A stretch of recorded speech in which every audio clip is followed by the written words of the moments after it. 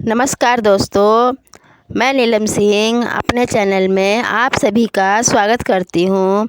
दोस्तों, आप सभी कैसे हैं? उम्मीद करती हूँ आप सभी अच्छे होंगे।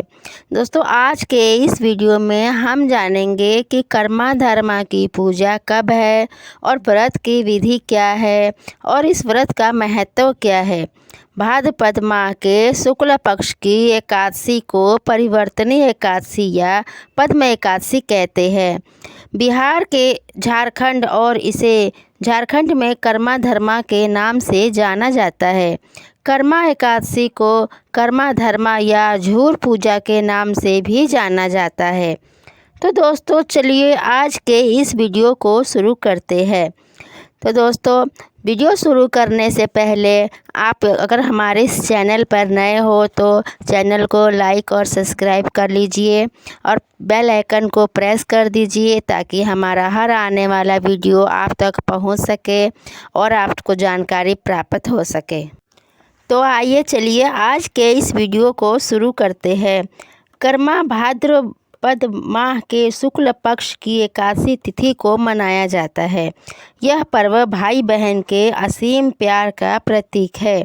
बहनें अपने भाई की सुख शांति और समृद्धि के लिए अपने भाई की लंबी उम्र के कामना से इस व्रत को रखती है।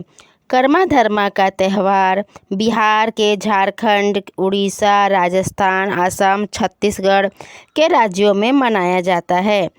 कर्मा पर्व पर कर्मा डाली की पूजा की जाती है और इसे झूमर खेलते हैं। महिलाएं रात भर जागरण करती है और गाती बजाती नाचती है। धूमधाम से कर्मा का त्यौहार मनाते हैं। तो आइए जानते हैं साल 2023 में कर्मा धर्मा का त्यौहार कब है।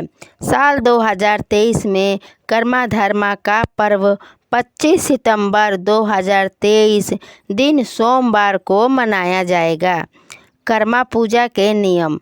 कर्मा धर्मा आने के कुछ दिन पहले महिलाएं क्या करती है, कोई नदी या तालाब से मिट्टी या बालू लाती है और उसमें कर्मा की डाली को रखा जाता है, जिसे हमारी तरफ बिहार में झूर कहते हैं। और पूजा वाले दिन स्त्रियां नए वस्त्र धारण करती है, पैरों में आलता लगाती है। लड़कियां भी नए नए कपड़े पहनती है और शाम के समय झूर की पूजा करती है। कर्मा की डाली को लाते समय इस बात का ध्यान रखा जाता है कि डाली कहीं ज़मीन पर ना गिर जाए, वरना यह अपवित्र हो जाता है और पूजा के लायक नहीं रहता। इसके बाद कर्मा की डाली को एक पेड़ के नीचे कहीं रखा जाता है और वहाँ पर सभी लड़कियाँ और औरतें इकट्ठा होकर पूजा करती है और कर्मा धर्मा की कथा की जाती है और सभी औरतें और लड़कियां जो व्रत करती है वह उनकी कथा भी सुनती है। आइए जानते हैं कर्मा धर्मा की पूजा और उसकी पारण विधि। अगले दिन सुबह जल्दी उठकर स्नान आदि से निर्वित होकर स्वच्छ वस्त्र धारण कर कर्मा वृक्ष की पूजा करती है और उसके पत्तों पर कर्मी का साग और भात खिलाया जाता है। उसके बाद उसे किसी नदी या तालाब में उसका विसर्जन करते हैं। दोस्तों, हमारे तरफ क्या होता है कि लड़कियां जब शाम को पूजा कर लेती है और सुबह में जल्दी उठ करके वो कर्मा धर्मा का जो उन्होंने वृक्ष रखा हुआ है झूर का, उसको नदी या तालाब में ले जा कर के कहीं विसर्जन कर देती है और फिर वहाँ से आने के बाद में वो कर्मी का साग, दही और भात यानी जिसे चावल और कर्मी का साग, दही और चावल खाती है।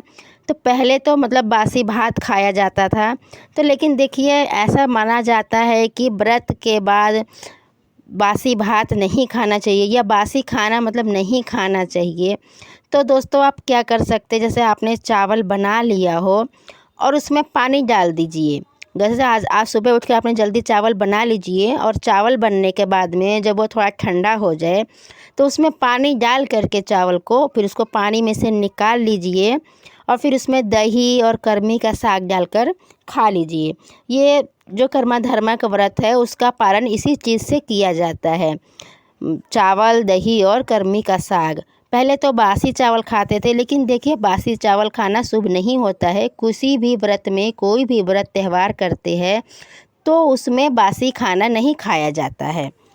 तो इस तरह से कर्मा धर्मा का व्रत किया जाता है और सभी औरतें और लड़कियां अपने भाई के लिए की जाती है।